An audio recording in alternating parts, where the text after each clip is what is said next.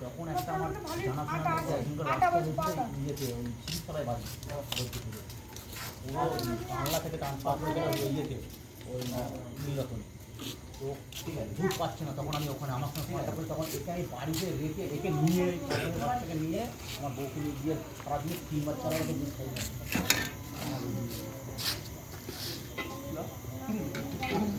ছেলেটা এখন বাচ্চা বড় হয়ে গেছে, 5 বছর হয়ে গেছে।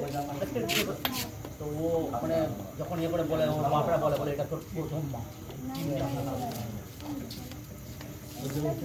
দাদা হয়ে গেছে নাকি ভাত?